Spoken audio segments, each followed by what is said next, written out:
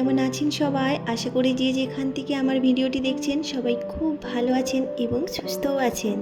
আর এই তো আমরা সবাই ভীষণই ভালো আছি। তবে চলুন আপনাদেরকে সাথে নিয়ে এখন থেকে একটা সুন্দর ভিডিও শুরু করলাম। আশা করছি আজকের ভিডিওটি আপনাদের ভীষণই ভালো লাগবে। আমি পম্পা, আমাদের হাসি খুশি চ্যানেলের নতুন একটা ভিডিওতে জানাই সবাইকে অনেক স্বাগতম এবং অনেকটা ভালোবাসা।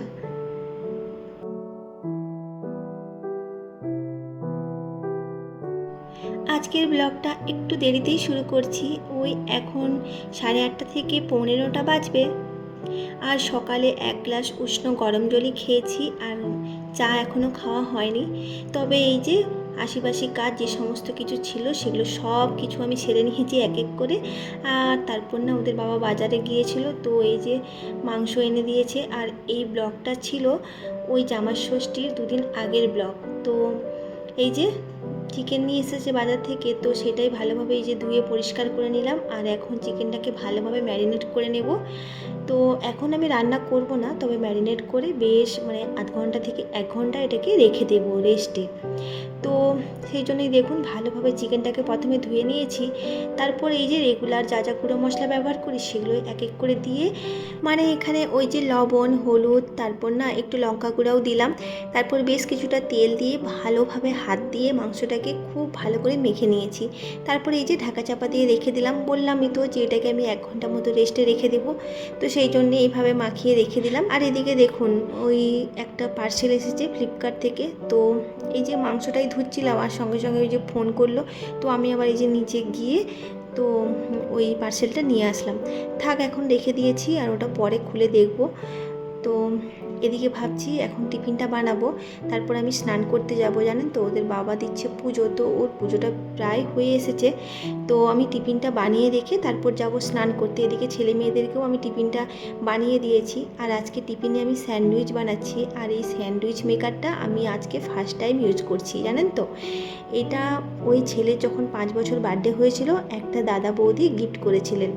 তো এভাবেই যেভাবে দিয়েছিলেন সেভাবে প্যাকেট মতনই রেখে দিয়েছিলাম, বের করানো হয়নি।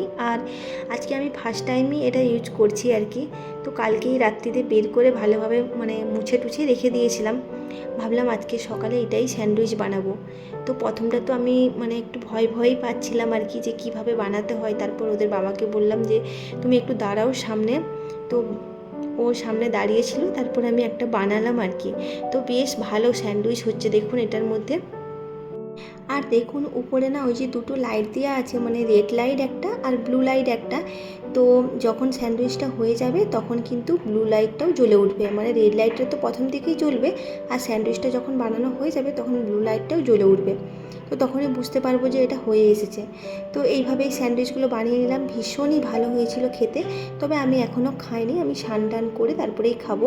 আর আমি ওই যে আমার জন্য 1 কাপ চা বানিয়ে নিয়েছিলাম, ব্যাস চা বিস্কুট খেয়ে নিয়েছি। এখন আমার গাড়ি অনেকক্ষণই চলবে। তো এই যে স্নান করতে যাওয়ার আগে ভাবছি যে বেসিনটাকেও ভালো করে পরিষ্কার করে নেব, যেহেতু সাদা রঙের বেসিন তো আমার। তো ওই 2-3 দিন ছাড়াই বলতে পারেন আমাকে এটা পরিষ্কার করতে হয়, কারণ ছেলেমেয়েরা এখানে প্রচণ্ড পরিমাণে নোংরা করে।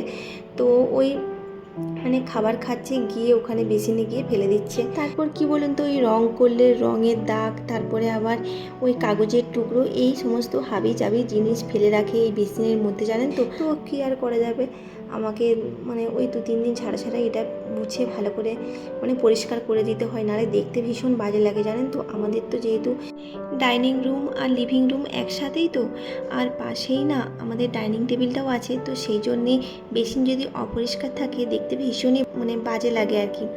আর ধরুন বাইরে থেকে কেউ এলো, তো সবার আগে না বেসিনটাই চোখে পড়বে। তো সেই জন্যেই আমি চেষ্টা করি ছেলেমেয়েরা যতই নোংরা করে রাখুক না কেন, আমি ওই প্রত্যেক দিনই বলতে পারেন না বেসিনটা খুব ভালো করে পরিষ্কার করে দিই। তো এতে দেখতেও ভালো লাগে, তাই না। আর এদিকে দেখুন আপনাদের সাথে গল্প করতে করতে আমি স্নানটা সেরে নিয়েছি। তো স্নান সেরে আর এই যে মুখে একটু সানস্ক্রিন লাগিয়ে নিলাম। আর এদিকে চলুন এখন রান্নাবান্না বসাবো। তো সবার আগে এসে ভাতটা বসিয়ে নিয়েছি। আর যেহেতু ওদের বাবা পুজো দিয়ে দিয়েছে, তাই আমার আর কোনো চাপ নেই। পুজোটা হয়ে গেলে না আমি একটু নিশ্চিন্তেই থাকি, কারণ আমার গোপালেরও তো খুব খিদে পেয়ে যায় বলুন বেলা হয়ে গেলে। তো সেই জন্যেই আমি ওকে বলেছি তুমি পুজোটাই আগে দিয়ে দাও। তো ও যে বাজারে গিয়েছিল, তো বাজার থেকে এসেই আগে পুজোটা করে নিয়েছে। আর আর এদিকে দেখুন ওই পটল আলুকে না এইভাবেই কেটেছি লম্বা লম্বা করে। তো পটল আলু ভাজা করব, আর তো দেখলেন ওই যে চিকেন আছে, তো চিকেনটা রান্না করব আর পটল আলু ভাজা করব আর কি। তো এই হচ্ছে ব্যাপার। আর এদিকে চলুন এবার ওই চিকেনে দেওয়ার জন্য পেঁয়াজটা কেটে নেব। তো পেঁয়াজটা না আমি আগেই ছাড়িয়ে জলে মানে ডুবিয়ে রেখেছিলাম স্নান করতে যাওয়ার আগে, না হলে পেঁয়াজ কাটতে কাটতে কি মানে অঝরে কান্না শুরু হয়ে যাবে। যতই আপনি জলে ভেজান না কেন, তবু কিন্তু পেঁয়াজ কাটতে গেলে চোখ দিয়ে জল বেরোবে, তাই না? আর এদিকে দেখুন ওই মানে চিকেনে দেওয়ার জন্যে তো আমি এদিকে ওই আদা রসুনটাকে ভালো করে ছাড়িয়ে নিয়েছি। তো চলুন এখন এটাকে ভালো করে একটা পেস্ট বানিয়ে নেব।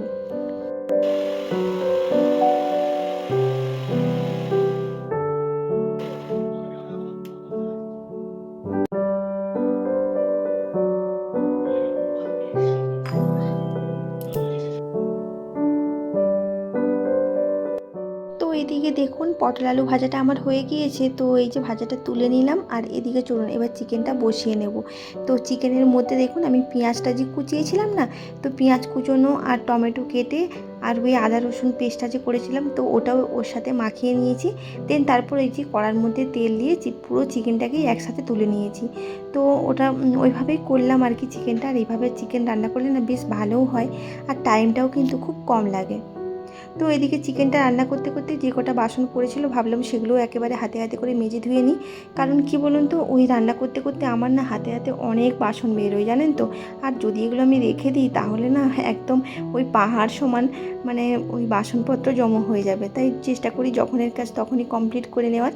তো আর এদিকে দেখুন ওই স্যান্ডউইচ যে বানিয়েছিলাম, তো স্যান্ডউইচ মেকারটাও ভালোভাবে এই যে দুটো টিস্যু দিয়ে না খুব ভালো করে মুছে পরিষ্কার করে নিয়েছি। আর তারপর দেখুন সঙ্গে সঙ্গে ওটাকে না প্যাকেট করে মুড়ে মানে তুলে রেখে দেবো, মানে সরিয়েই রাখবো আর কি।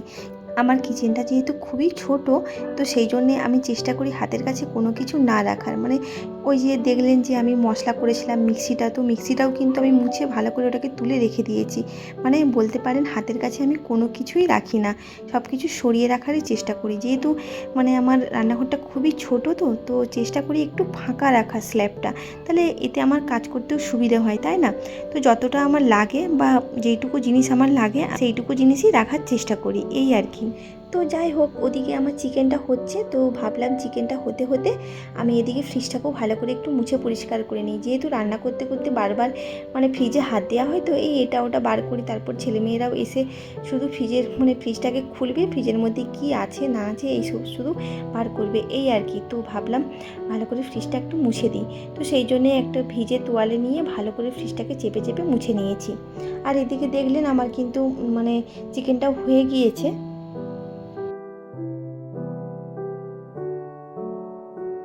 তো যাই হোক, এখন হলো সন্ধেবেলা। তো আমি এই যে সন্ধেবাতি দিচ্ছি, আর গোপুসোনাকেও ভোগ লাগিয়ে দিয়েছি। গপুকে শয়নে দিয়ে আবারও চলে এসেছি রান্নাঘরে। ওদিকে কিন্তু আমার জামা কাপড়গুলো শুকিয়ে গিয়েছিল, তো সেগুলো সমস্ত কিছু তুলে ঘরে রেখে আসলাম। দুপুরে খাওয়া দাওয়া করে নেওয়ার পর না আর কোনো ভিডিও বানানো হয়নি। আসলে ভিডিওর ওই এডিটিংয়ের কাজ না আমি সবসময় ওই দুপুর টাইমটাই করে থাকি জানেন তো। আর অনেকেই শুনেছি রাত জেগে ভিডিও এডিট করে ভয়েস দেয়, তবে আমি ওটা একেবারেই পারি না। আর ওদের বাবা ওটা পছন্দ করে না, ও বলে যে রাত্রিতে ঘুমানোর টাইমে ওইসব কাজ করবে না। তো আমিও আর মানে রাত্রি জেগে ওইসব কাজ করি না। তবে দুপুর টাইমটা আমার নিজের টাইম, ওই টাইমটা আমি আমার নিজের জন্য রেখে দিয়েছি। ওই যে 2 ঘন্টা হাতে সময় পাই ছেলেকে ঘুম পাড়িয়ে দিয়ে, তো তখনই আমি ভিডিও এডিটিংয়ের কাজ, ভিডিওতে ভয়েস দেওয়া, তো সেই সময়ই করে থাকি। আর এদিকে না আমি একটু বাজারে এসেছি আর কি। যেহেতু বললাম এটা জামাই ষষ্ঠীর আগের ব্লগ ছিল, তো সেই জন্যেই এই যে এসেছি মায়ের জন্য শাড়ি কিনতে। তো অনেকগুলোই বেশ শাড়ি একটু ঘেঁটে ঘুটে দেখছিলাম আর কি। তবে বেশ অনেকগুলোই শাড়ি পছন্দ হয়েছিল। যেহেতু মায়ের জন্য শাড়ি কিনছিলাম, তো একটু হালকার মধ্যে দেখার চেষ্টা করছি আর কি। আর এই কালারটা তো আমার ভীষণই ভালো লাগছিল, তো তাই একটু গায়ে ফেলিয়ে দেখছিলাম আর কি। প্রত্যেক দিনের মতো আজও একবার আপনাদেরকে মনে করিয়ে দিই, যদি আমার চ্যানেলে কোনো নতুন বন্ধু হয়ে থাকেন, আর আপনি যদি আমার চ্যানেলে নতুন আমার ভিডিও দেখছেন, আর আপনার যদি আমার এই রকম ডেলি লাইফস্টাইলের ব্লগগুলো দেখতে ভালো লেগে থাকে, তাহলে প্লিজ ছেড়ে যাওয়ার আগে একটা লাইক করবেন আর কমেন্টে জানিয়ে যাবেন আপনাদের কেমন লাগলো। সবাই খুব ভালো থাকবেন, সুস্থ থাকবেন। তো যাই হোক, এদিকে আমার কেনাকাটি কিন্তু একেবারে কমপ্লিট। বাড়িতে নিয়ে গিয়ে দেখাচ্ছি কি কিনলাম না কিনলাম। তার আগে চলুন আমার বেশ আগের কয়েকটা ভিডিওতে আমার মিষ্টি মিষ্টি দিদিভাইরা যে সমস্ত কমেন্ট করেছিলেন তাদের নামগুলো আমি নিয়ে নিচ্ছি। ঋতুপর্ণা নাগ দিদিভাই, তারা ডেলি লাইফস্টাইল থেকে দিদিভাই, নুসাইবা নিশাইল লাইফস্টাইল থেকে দিদিভাই, রেণুকার রান্নাঘর থেকে দিদিভাই। তো দিদিভাইরা তোমাদের সবাইকে জানাই অসংখ্য ধন্যবাদ এতটা ভালোবাসা দেওয়ার জন্য। তোমাদের জন্য রইল অনেক অনেক শুভকামনা ও অনেকটা ভালোবাসা। এইভাবেই পাশে থাকবেন। তো আপনারা পাশে থাকলে আমিও একটু একটু করে এইভাবেই এগিয়ে যেতে পারবো। আর আপনাদের সবার জন্য রইল অনেক অনেক শুভকামনা। তো চলুন বাজার থেকে কি কেনাকাটা করে নিয়ে এসেছি সেগুলোই আপনাদেরকে একবার দেখিয়ে দিচ্ছি। এই যে মায়ের জন্য এই শাড়িটাই নিলাম, আমার তো বেশ ভালো লাগছে। আর কালারটা কি মিষ্টি একটা কালার, ভীষণই সুন্দর। লাইটে হয়তো কালারটা ঠিকঠাক আসছে না, তবে ভীষণই সুন্দর কালারটা। একটা ব্লাউজও নিলাম ওই গ্রিন কালারের, তো ভীষণই ভালো লেগেছে। আর একটা বেডশিট নিয়েছি হলুদ রঙের, তো দুটো পিলো কাভার আছে আর বেশ ভালো লেগেছে আমার বেডশিটটা, একদম পিওর কটনের মধ্যে। তো এটাই নিলাম আর কি।